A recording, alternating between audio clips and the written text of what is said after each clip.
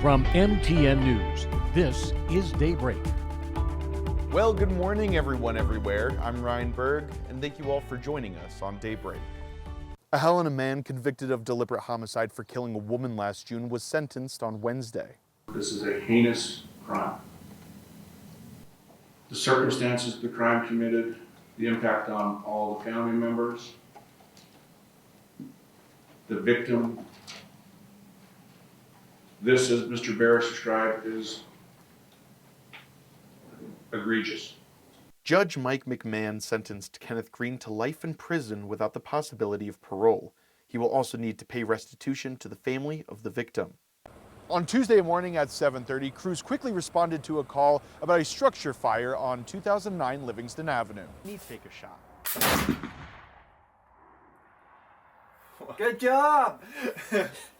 Wow. You did better than I did, Ryan. See where you hit it? And coming up next, we have a very special birthday coming up, so we'll celebrate with Smokey next. If I look gross, it's because I feel gross. I just finished the 5K. Of course, I had to stop down for a little bit and catch my breath, but it was a tough battle, and some could say an uphill battle at times. But whether you're first, last, or anywhere in between, as long as you cross the finish line, that is what counts. In Helena, Ryan Burg, MTN News. Now we'll move on to your Christmas Eve forecast here. So what we'll be seeing out there today, well, we'll go hour by hour with you right here. So very chilly when we wake up this morning, heading out the door. It is going to get warmer around the afternoon, but still sticking around chillier weather, and it's going to dip down when we get to the 5 o'clock slate. So There you go. Yep. Oh, you got him, you got him. ooh. A little easier. There you go.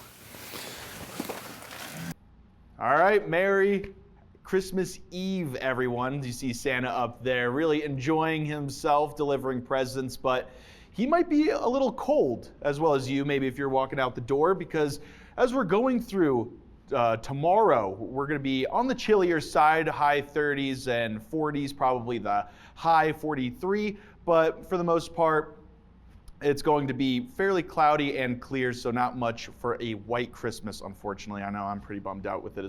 Whether you're a cowboy or not, just like me, there's something for everyone in rodeo, and Big Sky Country is looking to declare rodeo as its official state sport. And joining us at the desk is Smokey Bear. Happy birthday. I'm, happy to have you on here. And I actually got a little present for you right over here. Yeah, it's your birthday, man, of course. And we'll give you... Wait, Ryan, did you not see quick weather? Oh. Wildfire danger is very high today. We don't... No fire. I'm sorry. I didn't mean to. When you take skiing and also horse racing and rodeo and you combine them, you get ski joring. And it's enjoyed by many around here in Montana, especially here in Boulder, where they're doing ski joring the Big Rock, where it's a couple of days of entertainment and experience. And at the same time that evening, people are going to be on Guad Hill laying out their blankets for Symphony Under the Stars. That's going to be on Saturday. That's a huge one, 20th anniversary, and man alive, this place is going to be filled with blankets.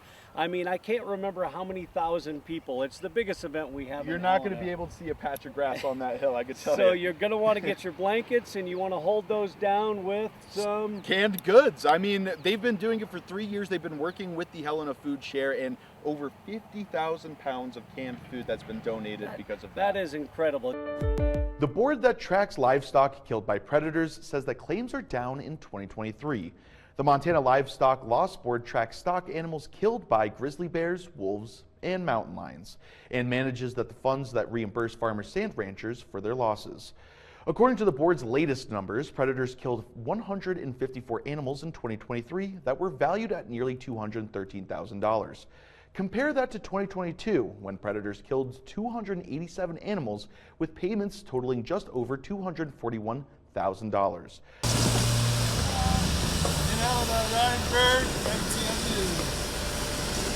HB 165 passed the House and it's waiting action on the Senate. In Helena, Ryan Burg, MTN News. We always think about bringing bear spray with us while hiking in the summer, but how about during the winter? I know it may seem a little odd, but MTN's Kristen Merkel shows us why it's important to always stay bear aware, especially during a winter this warm. Well, as we promised, we brought our gingerbread houses here, and it was quite the difficult feat for me, at least. It was a while since I picked up the icing and all of that stuff, so this is my production here, and it's called What in the Smurf Happened to My House. Greenage. Multiple colors and some candy here, but for the most part, I said that it looks like a 4-year-old made it, and my dad said that is hurting the 4-year-olds out there. Books bring imagination to life for kids. They empower and grow the curious young minds that will one day shape the state of Montana, but not all children have access to books. And the Scripps Howard Fund is looking to change that one book at a time. No, that's all right. That was plenty more. Just the one was plenty more than I thought I was going to caught. So, you know. Well, at least got you a fish. If they encounter out in the wild, the grizzly would have the advantage over a badger. But for the 14-seeded University of Montana Grizzlies in this year's NCAA men's basketball tournament, that's not the case, facing against the number 3-seeded Wisconsin Badgers later today. And joining me now out in Colorado's MTN Sports, Kyle Hansen, where it's just tip-off is just hours away. Kyle, how's it going out there? And then as you use them and they get scuffed up and stuff, they start looking even cooler. Yeah. Then it really has that history and stories to tell with that. Bad reason to get out and about. In Helena, Ryan Burg, MTN News. Kind of direct it like this, and then Okay. you can start blending more. So, uh-oh. Every year, students from the Montana School for the Deaf and Blind gather together on stage to perform Christmas music using American Sign Language. MTN's Owen Skornicke caught up with the students and has more on the special program. Madison McDonald Thomas, who lives in Helena, is a trick rider who performs all around Montana and is always on the move. Without the added sugar, it still tastes great. So if you feel like you're up for trying it, Yeah, I'm go for definitely it. down for trying it. So I'm a big bell pepper fan, so I'll go out after this. And I think I'm going to try that dip right now. Is it? I don't know if it's any different, but I would take that over ranch any days. The Soapbox Derby in downtown Helena is rounding around the corner for its 4th season, and you see these creative vehicles hit the Helena pavement, but they don't always start like that. So how does something like this get put together? Well, I spoke with one team who's participating in this year's race. With Smokey Bear being 80 years old, I mean, in your opinion, how influential has he been with people around, these areas seeing Smokey Bear and being fire safe? I mean, Smokey Bear is so iconic. It was a monumentous night in American history. One of the largest voter turnouts in any U.S. election turned into a Republican domination, especially at the top of the ticket. Many expected to wait until later today, possibly even later this week, to find out the presidential election winner. But our election projectors called Pennsylvania for former President Donald Trump shortly after 11 p.m. last night, putting him over the 270 vote threshold, and then winning Wisconsin after 3 a.m. Here is a look at the numbers from Montana, which he claimed earlier on Election Day. Talking about more of the country, then there were 7 so-called battleground states. Trump won North Carolina and Georgia fairly early in the night, then Pennsylvania, then Wisconsin. He ended up winning most of the key states for a fairly sizable electoral college victory. But lots of cool things to do. I mean, they got a great park for kids to play at. Of course, you got the carnival and all the fun stuff that goes with the carnival. And then you got a lot of great exhibits too. Yeah, there's going to be lots going on with 4-H, where on Thursday tonight, there's going to be a sheep and goat, and then you continue for Friday with beef, and then the auction. Yeah, and the auction is really cool. I mean, these kids put a lot of time and energy into raising these animals. Well, good morning, everyone, and thank you for joining us. I'm Ryan Burg. Investigators are looking into a trooper-involved crash on Interstate 15. Lewis and Clark County Undersheriff Brent Colbert told MTN that an impaired driver crashed into a Montana Highway Patrol vehicle parked in the emergency lane at mile marker 195. Colbert said that the driver hit a truck first and then lost control and hit the patrol car. Nobody was hurt. The Gallatin County Sheriff's Office is hunting for a killer. According to Sheriff's Office investigators, 35-year-old Dustin Jerzem was found murdered in a tent at a campsite east of Highway 191 between Big Sky and Gallatin Gateway over the weekend. Jerzum was last seen 1 week ago when he left to go camping and meet a friend. That friend said Jerzum was never arrived. He was looking for him Saturday morning and the body was found. Jerzum's injuries were so severe, his friend initially reported the incident as a bear attack. Once again at the desk is Joey Bianconi, and Joey, you're not the only one that has the cool glasses today. I got my pair. So we can't see each other, we can't see the cameras now, and Nothing. that's the way it should be, because if it's the fake ones, you'd be able to see through it right now. Yes, and these are for looking directly in the sun, so luckily I can't see anything because yes. And as far as the ISO goes, it'll be appeared inside the glasses just to make sure that you're looking safely into the sun, not damaging anything. You'll right? also want to make sure there's a On Tuesday morning at 7:30, crews quickly responded to a call about a structure fire on 2009 Livingston Avenue. A neighbor from the apartment complex called first responders, reporting seeing flames and black smoke coming out of the building. Helena Fire Chief Mike Chambers says crews were on scene in a matter of minutes. We had it extinguished. At least fire control is what we call the main body of the fire is extinguished. We had that by around 8 o'clock. Firefighters conducting a search of the apartment found one person inside and immediately began life-saving measures, trying best to save their life. The victim did not survive the fire event. The identity of the person who died has not yet been released. The coroner's office will release that at a future date. After investigation, Helena Fire reported the fire appears to be electrical in nature and started from a plug strip. Chambers says that the fire did significant damage to the apartment's interior, but the fire was contained to just the one building. I don't think it'll need to be taken down, but it appears that the fire may have flashed, which means it reached a critical temperature. So inside, everything's burnt on the inside of the structure. So it'll have to be gutted at a minimum. The Helena Police Department, Helena Fire, East Valley, West Valley, Fort Harrison VA Fire Department, and St. Peter's Health all responded to the scene. In Helena, Ryan Burg, MTN News. Now officially in its 4th year, hunters are loading up their muzzle-loading guns just like this flintlock and just like this cap lock to fill up their tags this Heritage muzzleloader season. Hold it away from your face, pour the powder in.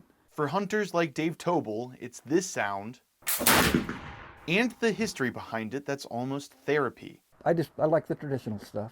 For 4 decades, muzzleloading has been part of Tobel's life, well before the state established a dedicated muzzleloading season just 3 years ago. I've always had a real big interest in history and, old firearms and whatnot. And I shot a few of them and I just thought, I kind of like this stuff. It may not be the easiest way to hunt, and a challenge that many hunters don't take on, but it's one that Tobel can't get enough of. This is one shot. From the careful care required after each firing, that's how dirty black powder is, to the multiple tools and equipment. Percussion caps here for the percussion gun. Muzzleloading even feels like it has its own language at times. Their nickname is the Top Hat Musket Cap. That makes this type of sport shooting so rewarding. This particular rifle here, this Brown Bess, this one, this was what was used during the Revolutionary War by both the Americans and the English. It's a hobby that requires patience and care. You don't want to pound on it. But one that Tobel is enthusiastic to share with others. You ready to try it, Ryan? He loaded up the flintlock, one modeled after firearms used in the Revolutionary War, and let me take a shot. Good job! Wow. You did better than I did, Ryan. See where you hit it? I would suggest if you have a friend, somebody you know has one, go shoot it first. See if you like it. At the Prickly Pear shooting range, Ryan Burg, MTN News. A general rule of thumb is to report large amounts of smoke when you see it, but for this fire behind me, it's a little different. The Helena Lewis and Clark National Forest began conducting a prescribed burn in this area to help prevent wildfires in the future from getting out of hand. On Tuesday, the Helena Lewis and Clark National Forest began a prescribed burn south of Helena in the Rodney Ridge area. This is a continuation of work that started in the spring of 2022 on the other side of the ridgeline and is part of the 10-mile South Helena Vegetation Project. The goal is to reduce risk to firefighters and the community should a wildfire break out in the area in the future. They're going to be looking at bringing fire down these ridge lines to reduce all the dead and down fuels on the ground. Gonna hold one up, you know, there's lots of branches like this that are lying all over and much bigger logs as well.